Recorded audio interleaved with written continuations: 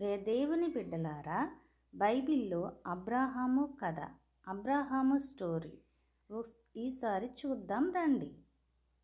అబ్రాహాము అసలు పేరు అబ్రామ్. అతడు ఊరు ఆఫ్ చాల్దెస్. దేవుడు అతనితో మాట్లాడి ఒక గొప్ప వాగ్దానాన్ని ఇచ్చాడు. నీ కుటుంబము ద్వారా ప్రపంచంలో ఆశీర్వదించబడుతుంది. దేవుడు అబ్రామ్ని తన స్వదేశం విడిచి వెళ్ళమన్నాడు.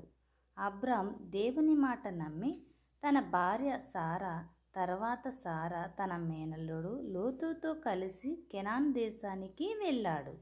అతనికి అప్పటి వరకు పిల్లలు లేరు. అయినా దేవుడు చెప్పాడు, నీ సంతానాన్ని ఆకాశంలో నక్షత్రాల్లాగా అనేక మందిగా చేస్తాను.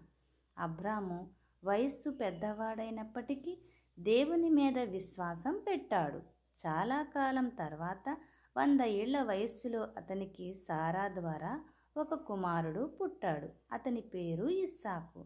దేవుడు అబ్రాహామును పరీక్షించేందుకు ఇస్సాకు బలిగా అర్పించమన్నాడు. అబ్రాహాం అది కూడా చేయడానికి సిద్ధమయ్యాడు. కానీ చివరి నిమిషంలో దేవుడు అడ్డుకున్నాడు. ఇది అబ్రాహాము విశ్వాసానికి పెద్ద ఉదాహరణ. అబ్రాహాము విశ్వాసపు తండ్రిగా పిలువబడ్డాడు.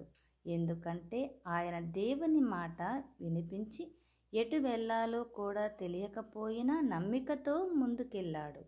ఇది అబ్రాహాము కథ యొక్క మూల భాగం. కావాలంటే ఈ కథని మరింత చక్కగా కథల శైలిలో లేదా పిల్లల కోసం లేదా బోధనలతో కూడిన విధంగా కూడా చెప్తాను. ఏ రకంగా కావాలనుకుంటున్నారు?